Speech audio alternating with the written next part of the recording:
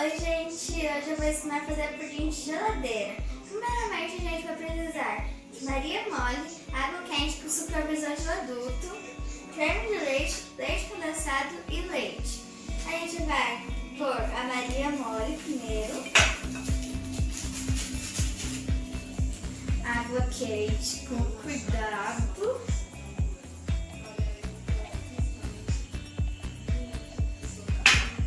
E mexer bem até dissolver. Agora vou adicionar o creme de leite.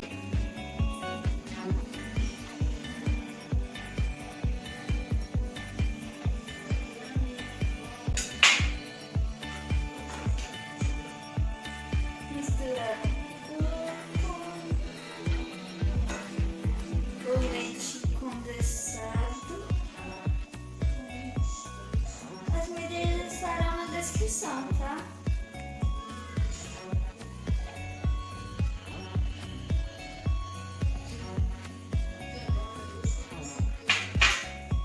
Vou misturar um pouquinho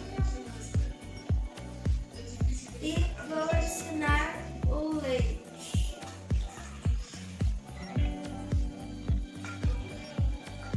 Vou mexer devagar para não explodir tudo pra fora.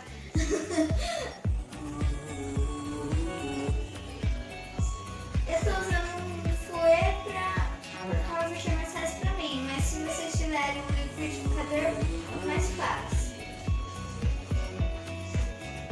Mexa por aproximadamente 3 minutos e depois disso a gente vai fazer a calda.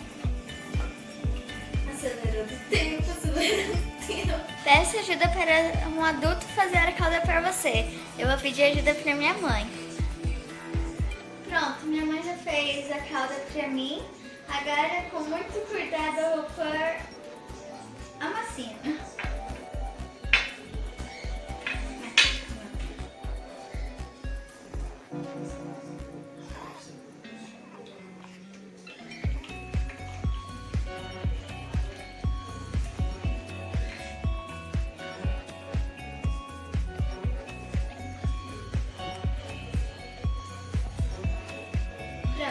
Agora eu vou pôr a massa na geladeira.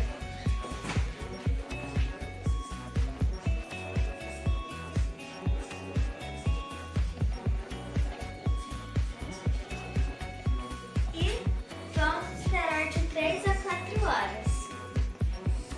Oi pessoal, eu voltei depois de 3 horas com o pudim na geladeira.